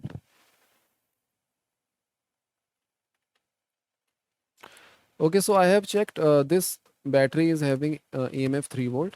Now we are going from B to A across this battery. So this is positive and this is negative. So there is a decrease in potential by 3. Now in this resistor, in resistor R1, there is no current. So there will be no potential drop. So we have reached E. And from E to D, there is no component attached. So the potential at E will be same as the potential at D. So we have reached D. So VA minus VD is nothing but 9 volt. So 9 volt is the answer of this question. Right, now let us another question. So in the electric network shown in the figure, use Kirchhoff's rule. Calculate the power consumed by the resistor R, which is 4 ohms. So we have to find the power consumed by this resistor 4 ohms. So for that we need to find the current I1 and I2. So I1 is in this branch, in the topmost branch, I1 plus I2 in the middle branch, and I2 in the bottommost branch. So if I apply KVL in this loop, now there are two loops. If I apply KVL in this, so I'm moving from C in the anti-clockwise direction. So if I go along this resistor, there is a decrease in potential. So I can say minus I1 times 2. Now from negative to positive, there will be increase in potential. So it will be plus 12. Now from this 4 ohms resistor, so there is a decrease in potential. So minus I1 plus I2 times 4, and we have reached C. So it should be equals to 0. Now we should club like terms together. So minus 6 times I1 minus 4 times I2 plus 12 should be 0. So if I divide both side by -2. So I will get 3I1 plus 2I2 minus 6 equals to 0. So this is the first equation, 3I1 plus 2I2 equals to 6. Now if I apply KVL in the second loop, let us apply that in the clockwise direction. Now I'm going from B in the clockwise direction in this second loop. Let me call it as 2 and this is 1. So KVL in 1. Now let us apply KVL in 2. So we are going in the direction of the current across this resistor. So there will be a decrease in potential. So minus I1 plus I2 times 4. Now from negative to positive, so it will be plus 6. So we can say I1 plus I2 is equals to 6 by 4. So that will be 1.5. Now if I multiply this equation by 2, so we'll get 2I1 plus 2I2 equals to 3.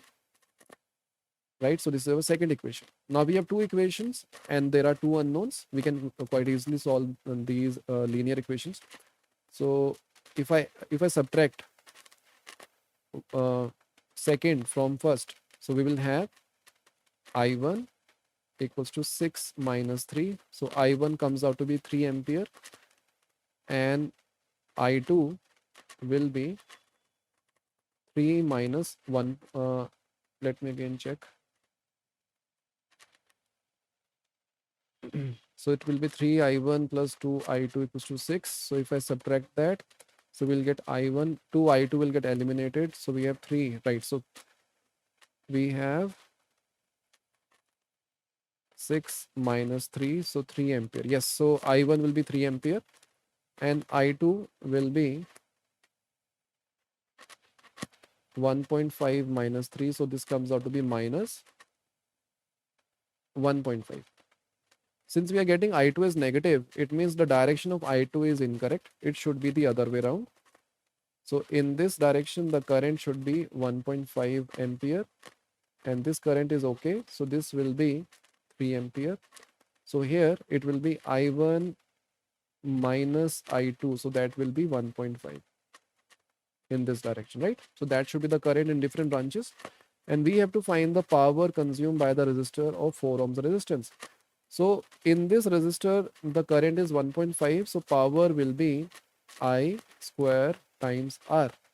So this will be 3 by 2. So 9 by 4 times 4. So it will be 9 watt. So 9 watt is the answer of this question. Right. So now let us see the another question. The network PQRS shown in the circuit diagram has a battery of 4 volt and 5 volt and negligible internal resistance. A milliammeter of 20 ohms. So there is a milliammeter which is having some resistance of 20 ohms is connected between P and R. Calculate the reading in milliammeter. So what we can do, so we can replace this milliammeter with a resistor of resistance 20 ohms and we can simply solve it like we solve by applying KVL. So let me simplify that. So I can show it like this. There is a battery and there is a resistor and there is another resistor and here we have a battery. So this is 4, this is 60, this is 20, this is 5 and this is 200. Okay, and the reading of the ammeter will be nothing but the current in the 20 ohms resistor, right? So let us simplify this. So we have to find the reading. So first let us assume the current. So let us say in this branch the current is I1, in this branch the current is I2. So in this branch the current will be I1 plus I2. Now if I apply KVL in this loop, let us say this loop is 1.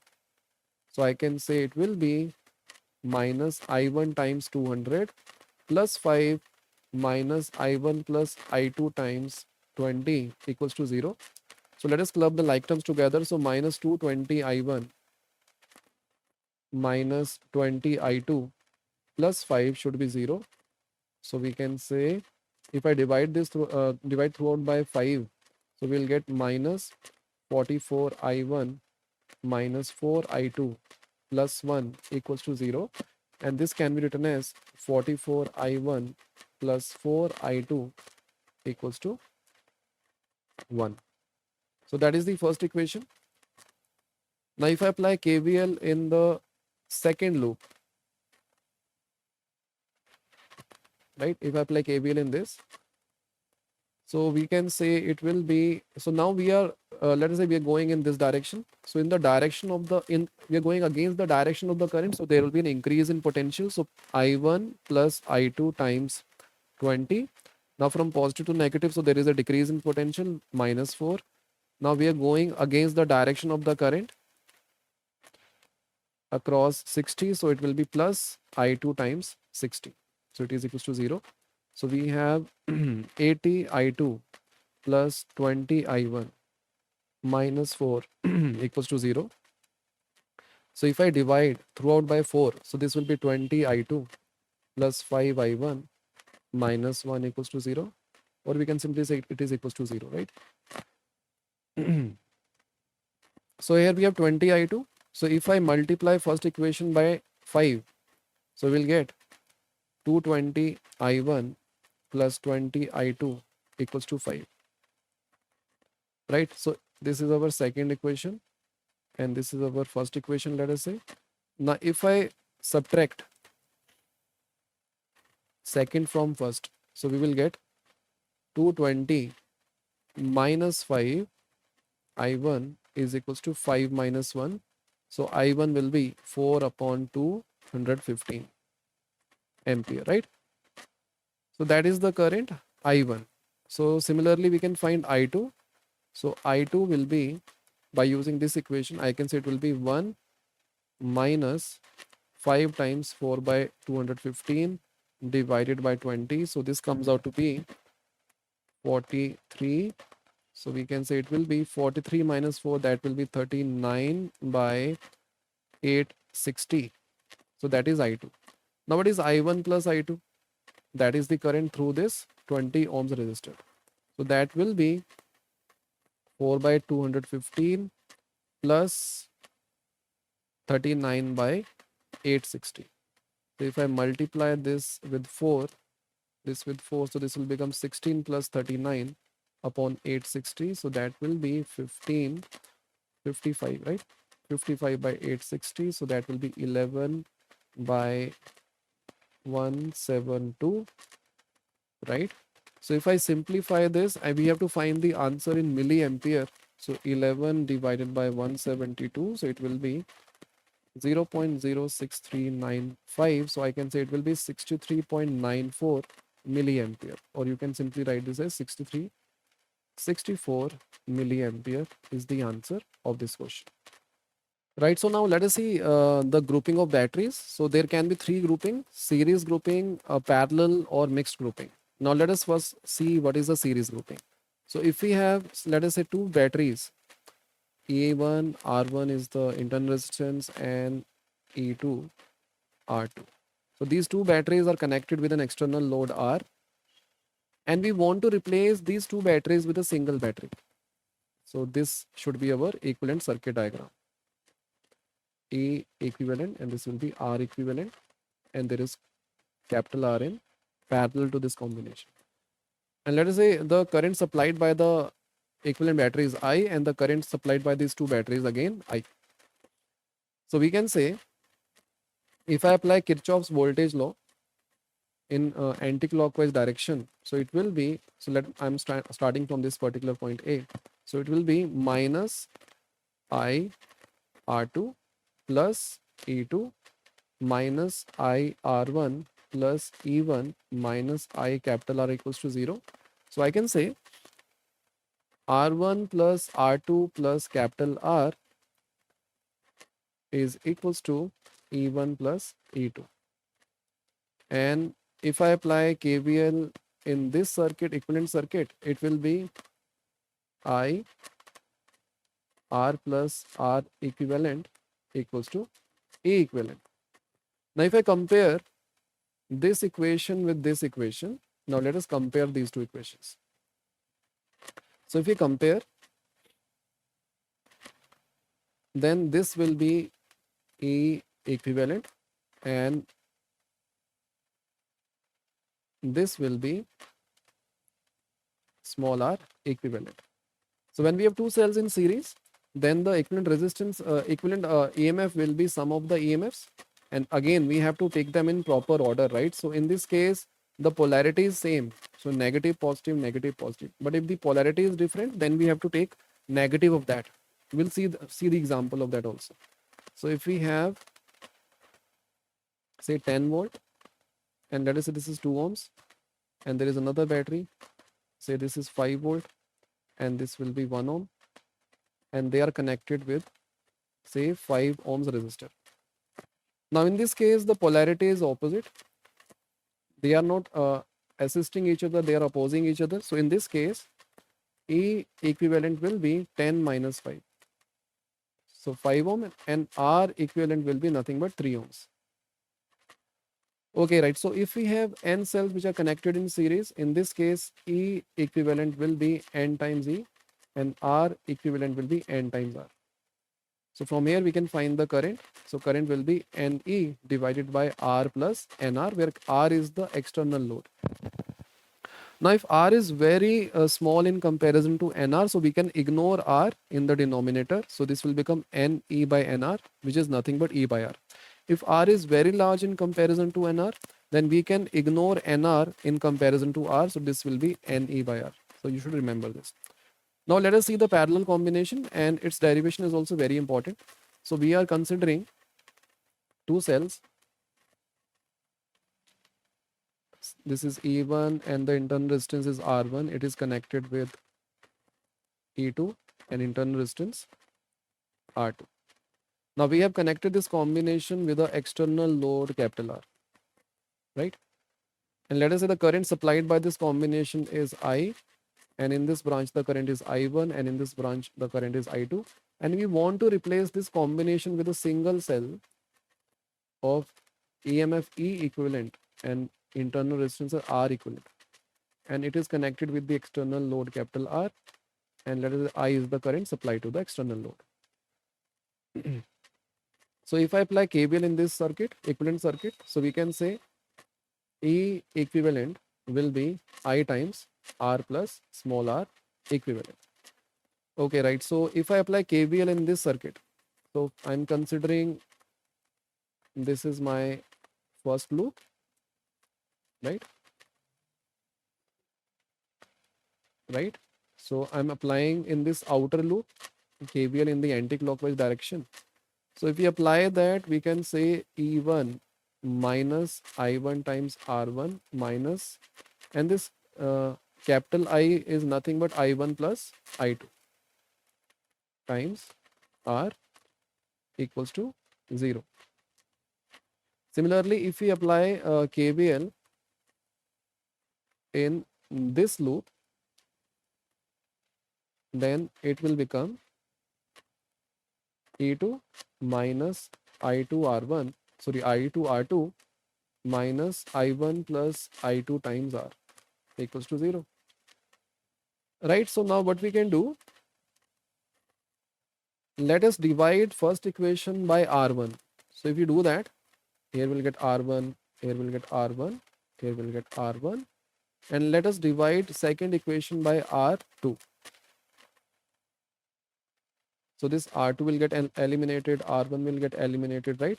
Now I'm going to add these two equations, so 1 and 2. If I add these two equations, I will get E1 by R1 plus E2 by R2 minus I1 plus I2 times 1, and then we have minus I1 plus I2 times R by R1, R by R1 plus R by R2. Okay, now what I'm going to do, so we can take this I1 and I1 plus I2 common in these two terms. So we have E1 by R1 plus E2 by R2 minus I1 plus I2 will be common. So 1 plus R 1 by R1 plus 1 by R2. Now what I'm going to do, I will divide throughout by 1 by R1 plus 1 by R2. So let us divide throughout by 1 by R1 plus 1 by R2. Now let us see what this equation becomes. So this will become E1 by R1 plus E2 by R2 divided by 1 by R1 plus 1 by R2 minus, or you can say equals to, I1 plus I2 times 1 by R1 plus 1 by R2 plus R. Now if I compare this equation with this equation, can you see this E equivalent will be nothing but the left hand side. This will be E equivalent. And this I is nothing but I1 plus I2. And R plus 1 upon 1 by R1 plus 1 by R2. So this R equivalent will be this, right? Okay, let me write. So R equivalent will be 1 upon 1 by R1 plus 1 by R2. And this can be written as 1 by R equivalent will be 1 by R1 plus 1 by R2, and E equivalent will be E1 by R1 plus E2 by R2 divided by 1 by R1 plus 1 by R2. So you should remember these two formulas. These are very important formulas. Okay, right. So, but if we have say identical cells in parallel, in that case, E1 by R1, E2 by R2, and E3 by R3 will be same. So we will get E equivalent as 3E by R, and in the denominator we'll be having 3 by R. So this will become E only, right? So in this case, E equivalent will be E. And what is R equivalent? R equivalent will be R by, if we have 3, right? So I have shown this for only three batteries. So for n batteries, again you will get the same value. And R equivalent will be R by M if there are M cells connected in parallel, identical cells. So we know R equivalent, we know E equivalent, right? So what is the current? It will be E upon R plus R by M. So I hope this is clear. If R by M is very small in comparison to R, we can ignore R by M in comparison to R. So we can remove this term. So we'll be getting E by R. If R by M is very large in comparison to R, we can ignore R in comparison to R by M. So it will become M times E by R. I hope this derivation is clear to you. Now let us see some application of these concepts. So two identical cells, each of EMF E having negligible internal resistance, are connected in parallel with each other across the external resistance. What is the current through this resistance? Very basic question, right? So we have two identical cells. This is E and this is R, having negligible internal resistance. So R is 0, right? Nearly 0.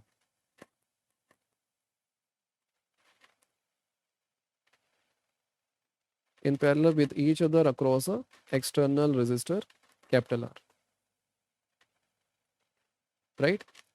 So if I is the current in this resistor, so what we can do, so we can apply KVL. So you can use any loop. So I'm considering this particular loop, right? So if I use this loop, so if I apply KVL, so this is negative, this is positive. So we can say it will be E equals to IR.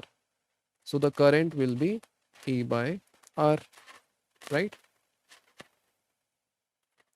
Now let us see the next question. Two cells of EMF 2E and E and internal resistance 2R and R respectively are connected in parallel. So we have two cells.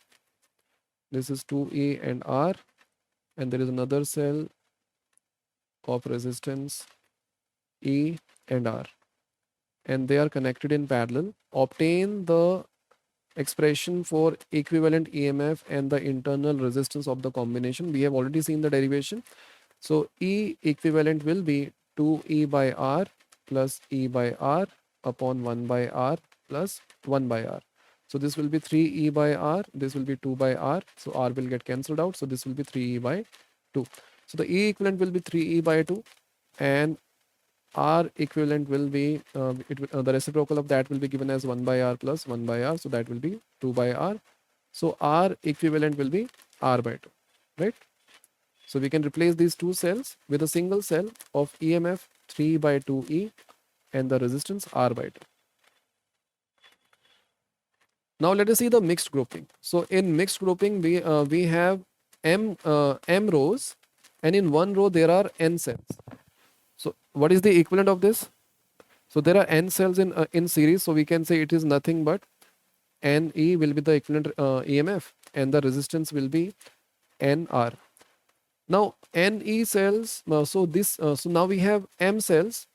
Each cell will be having EMF Ne, and they are connected in parallel. So we can say Ne divided by Nr times how many rows we have? M rows times m, divided by 1 by Nr times m. So this is E equivalent, right? So this n will get cancelled out, and this R will get cancelled out, m will get cancelled out. So we are getting E equivalent as Ne. So it is given, right? And now what is R equivalent? So we have Nr, so R 1 by R equivalent will be 1 by Nr times how many times? M times. So R equivalent will be Nr by M, right? So once we know R equivalent, once we know A equivalent, we can find the current in external load, and the current will be E equivalent upon R plus R equivalent, right? Right, so now let us see how we can apply these concepts to solve some difficult circuits. So let us say this question, we have already solved this by using Kirchhoff's voltage law. Now let us solve this question by using the concept that we have studied for grouping of cells. Now in this case, we have to find the current in this branch, right? Now can you see this looks like a real battery. This is, let us say this is E1 and this is R1. And this looks like a real battery. So this is E2 and this is R2. Now we have two batteries which are connected in parallel. So we can say E equivalent will be E1 by R1 plus E2 by R2 divided by 1 by R1, that is 1 by 200 plus 1 by 60. Now we can simplify this. So this will be 40 and this will be 15, right? So we have 1 by 40 plus 1 by 15 divided by 1 by 200 plus 1 by 60. Now we can we can multiply numerator and denominator by 5. So we will get 1 by 8 plus 1 by 3, and this will be 1 by 40 plus 1 by 12, right? Because we have multiplied with 5. Okay, now let us simplify this. So this will be 3 plus 8 by 24 divided by, so what is the LCM for the denominator? So it will be 120. So 120 and this will be 3 plus 10. So this will be 11 by 24 times 120 by 13. So this will be 5. So 55 by 13. So 55 by 13 is the equivalent EMF. And 1 by R equivalent will be 1 by 200 plus 1 by 60. So the LCM will be 600, let us say. So this will be 3 plus 10. So 13 by 600. So R equivalent will be 600 by 13. Now we can replace this circuit like this. So we have a battery of EMF 55 by 13, and this resistance is 600 by 13, and it is connected with a load of 20 ohms, right? So the current will be 55 by 13 divided by total resistance 600 by 13 plus 20. So this will be 55 by 13, and we have 260 plus 600 by, sorry, let me correct this. This will be 13 divided by 600 plus 260. So 13 will get eliminated. So we have 55 upon 860. So that will be 11 upon 172. So we're getting the same answer, right? 11 by 172. We'll find this in milliampere. So with this, we can simplify the circuit and we can avoid solving two equations to find the currents in different branches. So now we are left with only the last section, that is the Wheatstone bridge, and that is the last topic of this video. Right, so Wheatstone bridge, we use Wheatstone bridge to find some unknown resistance. Let us say Q is a unknown resistor and P is a variable known resistor. So we'll vary the value of P such that the galvanometer which is connected between B and D will show no deflection. Right, so A and C are connected with the battery, so we can say it is the battery arm, and BD is known as the galvanometer arm. So we are varying P such that at a particular value of P, the reading of the galvanometer will be 0. So when the reading of galvanometer is 0, we can say that is our balanced Wheatstone bridge, and the potential of B will be same as the potential of D. So if VB is same as VD, then there will be no current in the galvanometer branch. So I can say if in this branch the current is I1, the same current will flow in BC, right? In this second bridge. And if in this branch the current is I2, the same current will flow in DC, that is I2. So we can say VA minus VB will be I1 times P, and VA minus VD is I2 times R, right? And we have given VB is same as VD. Is VB same as VD? So we can say I1 P is equals to I2 times R. So I1 by I2 is equals to R by P. Similarly, this I1 times Q is nothing but VB minus VC, and I2 times S will be equals to VD minus VC. Since VB is equals to VD, so we can say I1Q will be equals to I2S. So we can say I1 by I2 will be S by Q. Now this is our first equation, this is our second equation. If I compare first and second, we can say R by P will be equals to S by Q. Or we can say P by Q is equals to P by Q is equals to R by S. If we rearrange this, we'll get this. Now this is the condition for balanced Wheatstone bridge.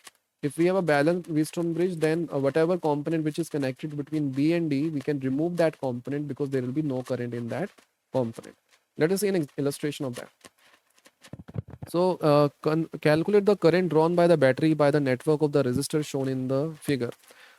Now if I redraw this circuit, it is something like this. So this point is A, this point is D, this is A, right? It is connected with the battery, and point C is connected with the other terminal of the battery.